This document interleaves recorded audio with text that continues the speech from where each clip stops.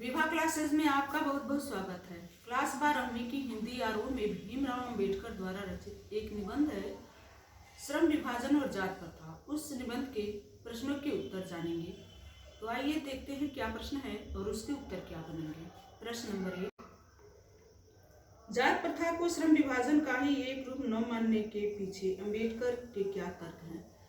इस प्रश्न को दूसरे तरीके से भी पूछ सकता है कि भीमराव अंबेडकर जात प्रथा को श्रम विभाजन का एक रूप नहीं मानते हैं। क्यों नहीं मानते हैं?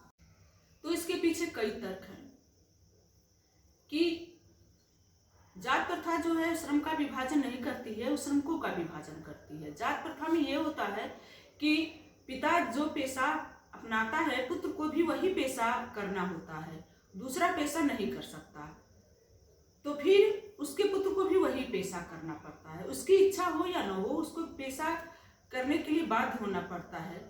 तो ये श्रम का विभाजन नहीं हुआ, ये श्रमिकों का विभाजन हो गया। बढ़ई का बेटा है तो उसका लकड़ी का ही काम करेगा, वो चाह के भी शिक्षा नहीं पा सकता, वो दूसरा पेशा नहीं, शिक्षक का काम नहीं कर सकता। तो ये श्रम विभाजन नहीं हुआ है, श्रमिकों का विभाजन हुआ जो कि दोषपूर्ण है। दूसरा, व्यक्ति अभी संसार में आया ही नहीं कि उसके कार्य का दोषपूर्ण निर्धारण हो जाता है। जाहिर सी बात है कि जाति प्रथा में पिता जो काम कर रहा होता है उसकी आने वाली संतान भी वही काम करेगी, तो ये कार्य का पूर्ण निर्धारण हो गया। व्यक्ति अभी संसार में आया नहीं है कि समाज द्वारा कार्य का निर्धारण कर दिया गया, ये भी उचित नहीं है। और तीसरा, इसमें व्यक्ति की इच्छा का नहीं ध्यान रखा जाता है। कोई जरूरी नहीं है कि पिता जिस पेशा को कर रहे होते हैं पुत्र भी मन से वही पेशा करे, वही पेशा करने की इच्छा रखता हो सकता है कि वो अन्य पेशा अधिक कार्य कुशलता से कर सकता है, उसकी रुचि दूसरे पेशे करने में, लेकिन जातवाद के समर्थक इसके पक्ष में नहीं उतरते हैं। तो ये सब कई तर्क है जिसके कारण से भीमराव अंबेडकर जात प्रथा को श्रम विभाजन का एक रूप नहीं मानते हैं। अब प्रश्न नंबर 2, जात प्रथा भारतीय समाज में बेरोजगारी व भुखमरी का भी एक कारण कैसे बनती है? क्या यह स्थिति आज भी है?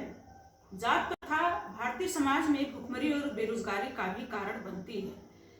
यह इस तरह से कि इसमें व्यक्ति को एक ही काम करने के लिए पूरा जीवन बाध्य कर दिया जाता है। व्यक्ति को एक ही पेशा में बाधित कर दिया जाता है, भले ही वो पेशा उसके लिए अपर्याप्त है और लाभकारी है, वो इच्छा नहीं रखता है इस पेशा को करने के लिए। कई बार तकनीकी परिवर्तन इस तरह का होता है कि व्यक्ति का पेशा अनुपयोगी हो जाता है, या भी आज के आधुनिक दौर में भी उसको पेशा बदलने की जरूरत पड़ सकती है। पेशा ठप हो जाए, पेशा बदलने की जरूरत पड़े, तभी भी वो पेशा नहीं बदल सकता। जातिवाद में इसकी छूट नहीं है कि व्यक्ति दूसरा धंधा अपना ले। तो जब पेशा बंद हो जाएगा, दूसरा पेशा नहीं कर सकता है, तो इससे भुखमरी होगी, समाज में बेरोजगारी आएगी। तो ये जात प्रथा जो है समाज में बेरोजगारी को भी बढ़ावा देती है। लेकिन अब स्थिति ऐसी नहीं है। समाज सुधार के कारण, लोगों के विचार में बदलाव के कारण, आधुनिकता के दौर पर कई सारे परिवर्तन हो रहे हैं कि पहले स्थिति अब नहीं है, लेकिन पहले ये थी। पहले जात प्रथा का पालन काफी कड़ाई से किया जाता था और इस तरह से जात प्रथा बेरोजगारी को भी जन्म देती है, लेकिन स्थिति अब ऐसी नहीं है। तीसरा, लेखक के मत से दास्ता की व्यापक परिभाषा क्या है? भीमराव अंबेडकर के अनुसार बस कानूनी दास्ता ही दास्ता नहीं है, समाज में व्यवहार रूप से भी दास्ता का व्यवहार किया जाता है। जैसे व्यक्ति का मन रहे या न रहे, उसको जबरन एक ही पेशा करने के लिए विवश करना, ये भी एक दास्ता है। समाज में इस तरह की स्थिति आती है तो कुछ लोगों के द्वारा निर्धारित व्यवहार और कार्य करने के लिए विवश होना, ये सामाजिक दास्ता है, सामाजिक व्यवहार रूप में दास्ता है। और जाति प्रथा में इस तरह की स्थिति आती है। तो इस प्रकार भीमराव अंबेडकर दास्ता की व्यापक परिभाषा कानूनी दास्ता के साथ साथ समाज में व्यवहार रूप में अपनाए गए दास्ता को भी मानते हैं। प्रश्न नंबर 4, शारीरिक वंश परंपरा और सामाजिक उत्तराधिकार की दृष्टि से मनुष्यों में असमानता संभावित रहने के बावजूद अंबेडकर समता को एक व्यवहार सिद्धांत मानने का आग्रह क्यों करते हैं? इसके पीछे उनके क्या तर्क हैं? शारीरिक वंश परंपरा और सामाजिक उत्तराधिकार की दृष्टि से सभी व्यक्ति समान नहीं होते।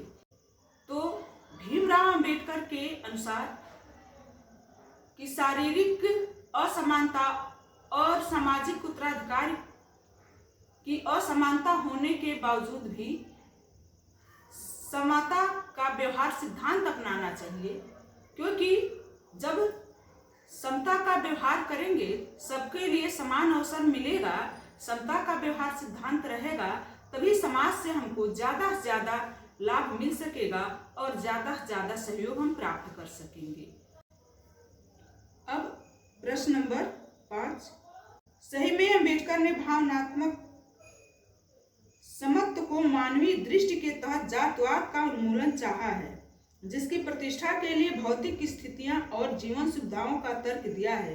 क्या इससे आप सहमत हैं?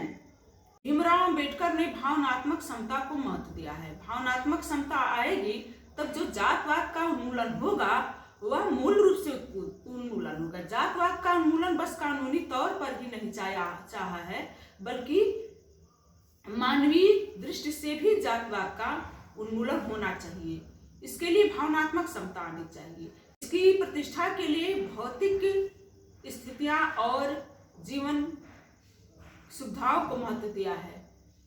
भौतिक स्थितियां और जीवन की सुविधाएं क्या है कि सबके लिए, कि हर जात के लिए सड़कें की व्यवस्था हो, छोटी बस्ती में भी पक्की सड़कें की व्यवस्था हो, उनको भी शिक्षा की उचित व्यवस्था हो, ऊंचे स्तर पर शिक्षा वो भी प्राप्त कर सके, अच्छे अस्पताल की व्यवस्था हो, गैस चूल्हा हो, इस तरह से उनको भी भौतिक सुख सुविधा मिले।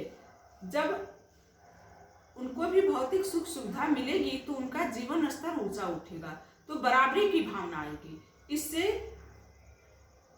जाति प्रथा, इससे जातिगत जो विषमता है, जो द्वेष है, इच्छा है, वो नहीं रहेगी। समता की भावना आएगी, प्रेम व्यवहार बढ़ेगा। और तो जब इस तरह से जब जातिवाद का उन्मूलन होगा वो मानवीय दृष्टि से उन्मूलन होगा। तो भीमराव अंबेडकर ने जातवाद का उन्मूलन मानवीय तरीके से चाहा है, जिसकी प्रतिष्ठा के लिए भौतिक की स्थितियां और जीवन की सुविधाओं को महत्व दिया, और इससे हम भी सहमत हैं। प्रश्न नंबर 6, आदर्श समाज के 3 तत्व में से एक भ्रातृता को रखकर लेखक ने अपने आदर्श समाज में स्त्रियों को भी सम्मिलित किया है अथवा नहीं? आप इस भ्रातृता शब्द से कहां तक सहमत हैं? यदि नहीं तो आप क्या शब्द उचित समझेंगे? आदर्श समाज के 3 तत्व में से भीमराव अंबेडकर ने एक तत्व भ्रातृता को रखा है। भ्रातृता को वैसे पुल्लिंग रूप में लिया जाता है, लेकिन भीमराव अंबेडकर ने इसकी विवेचना आगे की है कि भ्रातृता मतलब भाईचारा। तो भाईचारा में बस पुरुष ही नहीं आते हैं, भाईचारा सबके लिए एक व्यवहार है। भाईचारा मतलब प्रेमपूर्ण व्यवहार है।